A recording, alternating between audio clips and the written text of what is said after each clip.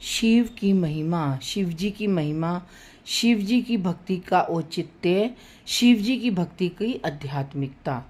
तो अगर हमें शिव जी को पाना है तो शिव की भक्ति में भी हमें आध्यात्मिकता का सहारा लेना होता है, रामायण जी का सहारा लेना होता है, भागवत जी का सहारा लेना होता है, लिंग पुराण का, शिव पुराण का सहारा लेना होता है। तभी हम भगवान भोलेनाथ को समझ पाते हैं।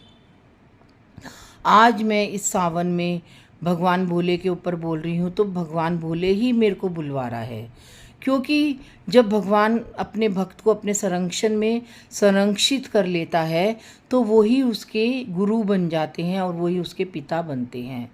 तो शिव ही पिता है, शिव ही हमारे गुरु हैं और शिव ही हमारे सब कुछ हैं। तो शिव से ही हमारा जीवन है, शिव पे ही हमारा जीवन का अंत है। तो शिव की आराधना करने से ही हमें राधा रानी की भक्ति मिलती है, गोपी का प्रेम मिलता है, गोपी भाव मिलते हैं। क्योंकि भगवान भोले वैकुंठ में आए थे तो गोपी बनकर ही आए थे राधा रानी की रास में शामिल होने के लिए।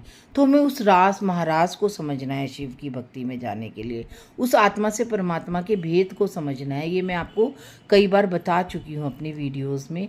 तो लेकिन आजकल का जो माहौल है, आजकल जो चल रहा है उसमें प्रतिद्वंदिता तो बहुत हो रही है, लेकिन जो एक सच्चाई है, एक पवित्रता है, एक धार्मिकता है, वो लुप्त होती जा रही है।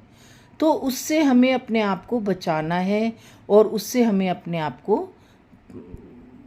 क्या कहते हैं आगे, उससे हमें अपने आप को आगे बढ़ना है भगवान की भक्ति में।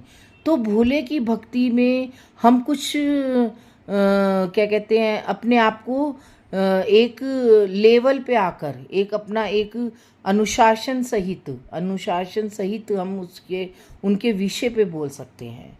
हमारे अंदर एक अनुशासन होना चाहिए, हमारे अंदर एक पवित्रता होनी चाहिए, एक पावर होनी चाहिए हमें भोले की भक्ति को समझने के लिए।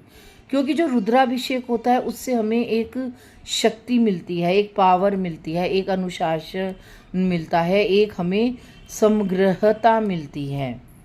तो जब हम भोलेनाथ जी की रुद्राभिषेक करते हैं तो हम मंत्रों के द्वारा उनके ऊपर वस्तु चढ़ाते हैं, एक अनुशासन की तरह। जैसे जैसे मंत्र चलते चले जाते हैं वैसे वैसे हम उनके मंत्रों के सहारे हम उनके ऊपर हर सामग्री को अर्पित करते हैं।